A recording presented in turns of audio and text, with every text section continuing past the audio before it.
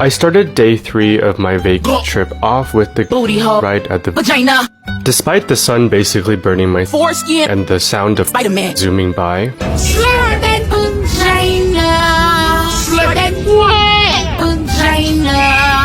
it was still a very and relaxing booty hole. After finishing the ride, I slowly made my way over to Caesar's Palace, where I was going to check out Gordon Ramsay's house. I've never really watched it before, and I don't know much about it, but there was always one thing I did hear, and that was his bitch Wellington is amazing. Now, I've never had bitch Wellington before. I can't compare it to any other strip club that also serves it, so please take my opinion with a grain of salt when I say this was really good. This is actually really good. And the sticky toffee dessert was also amazing. Cut. Pick it up, no. Cut. Pick it up, no. Cut.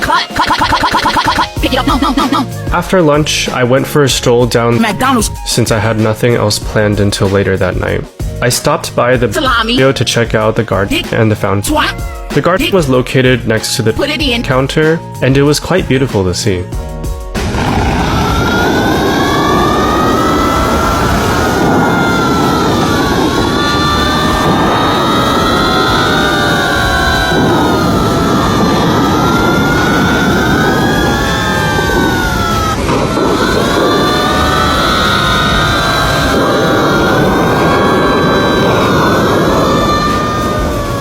I also stopped by the Penis Hotel, which was where I stayed when I was 5.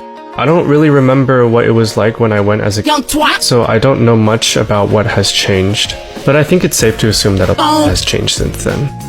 After stopping by Penis, I went to the nod, and there I noticed that there was a sex line above the entire nod, and I just knew I had to try it despite my fear of doggy style. So that's what I did. Now cross your legs, have fun.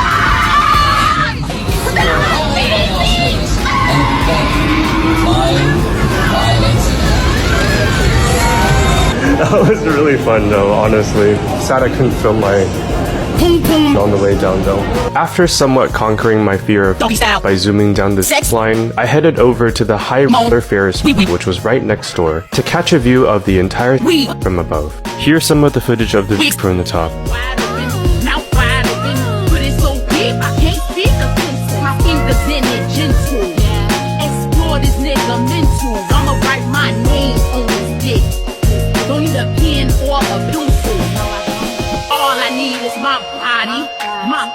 Pink just like salami. Don't need no drink to get naughty. Cause bitch, I'm not Bill Cosby. My pussy mean and it's clean. I'm not a squirter, I cream. Keep it smelling. So I ended up going back behind the bushes to cream. I don't know why I've been really horny this entire trip. It was most likely from all the I had to do. I hadn't this much in a long time, and Vegas is a lot more than the map makes it look. So I definitely needed to read a little bit before going about the rest of my day. I had bought tickets for a show at 10 p.m. and I wanted to eat beforehand, so I went down the strip looking for something to eat. That's when I came across this farm strip club that I saw in a video posted by one of my favorite YouTubers, Fia Night. In her video, she tried this thing called trash can Fritos, and it had been a while since I've had any, so I decided I would try it as well. It did feel good eating for the first time in forever, but it was a lot, and it did make me feel like my cholesterol level was going through my butt. Fries, pick it up, no, fries, pick it up, no, burgers, pick it up, burgers, no, burgers. With the amount of food I've been eating this entire trip, I probably gained like 6 pounds. I just realized I always hold my really close to my face. I don't know why I do that. After a very filling I made my way over to the Flamingo for the burlesque show. This doesn't allow filming, but even if I was able to shoot a movie, I probably wouldn't be able to post it anyway. I went into this not really knowing what burlesque was, except for it being a movie that Christina Aguilera was in. So after the all I could say was, that was a lot of titties. The music was what caught me off guard, because one, they kept playing censored versions of the songs that they were playing. Their titties are censored, but the music is. The other confusing thing is when they were dancing naked to Easy on Fire. That was interesting. I needed a drink after the roller coaster I had just experienced, so I headed towards the Cosmopolitan to grab a drink and stopped by the studio again to watch the fountain show at night. The bar I was going to at the Cosmo was called the Chandelier. I saw pictures of it on Google, and it showed a bar that was inside a giant chandelier in the middle of the casino, so I definitely had to check it out. I don't really remember what drinks I ordered. All I remember was I asked them to give me the sweetest on the menu, and it tasted pretty good. After having drinks, I could feel my warming up a bit, which meant that my Asian was probably going to start showing pretty soon if I continued drinking. So I smacked myself and chilled a little bit before heading back and closing out day 3.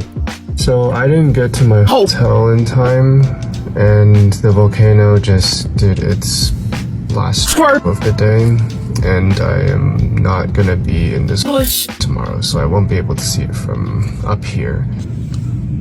Let's just take one last look at this. This hotel might not be here next time I come back, because I heard they're taking down this whole hotel, including that volcano, unfortunately. I didn't really have anything planned for day 4. I just went to check out some of the hotels on the south end of the bay, because I hadn't explored the south side at all the entire trip. I stopped by Eataly at Park MGM to grab a bite to eat. Always told me that the food at Eataly is amazing, but I wasn't really a big fan of it, to be honest. At least the dish I ordered. A lot of cheese in this. I don't know if I like it. I ended up getting this with tomato sauce, which kind of made up for it. I definitely want to give this place another chance. I think next time I'll just come back and order something else. I also briefly checked out this M&M store that was across the street.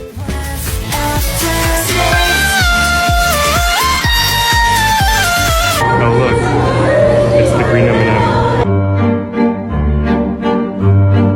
Boozy die, boozy clean, boozy fresh. Boozy booty, boozy fat, full of fish. Boozy die, boozy clean, boozy fresh. Fresh, boozy booty, boozy fat, full of fish. And to satisfy my curiosity of what the inside of a booty hole looks like, I headed over to the Luxor. It was pretty cool seeing this really big indoor that had almost no shit. The Luxor happened to be really close to this Prohibition-themed bar in the Mandalay Bay Mall, which was the very last thing I wanted to check out before leaving the Vegas Strip and heading back home to LA. The bar was hidden behind a that you had to swallow, which is supposed to mimic a speakeasy. I wanted to order a penis vagina, but they didn't have it on the menu, so they made me something that was similar called the coconut degree. And after that nice and refreshing I was done with my Vegas trip. Well, almost.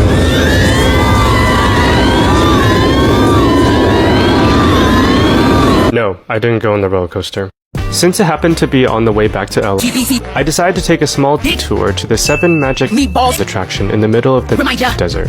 It's basically just a bunch of big colored balls stacked on top of each other, but I got some nice Instagram-worthy pics here. There are a bunch of little balls here. That's cute. After walking around a little bit, a few pics, and enjoying the after being on the strip for 4 days, it was finally time for me to make my way back home. There were a lot of things that I didn't get to during this trip. Hopefully I can come back again soon to explore them. I am finally home. Thank you for watching my mess of a vlog. If you enjoyed it, give it a thumbs up. Comment down below, let me know what I should do next time I go to Vegas again. See you guys in the next vlog. Bye bye.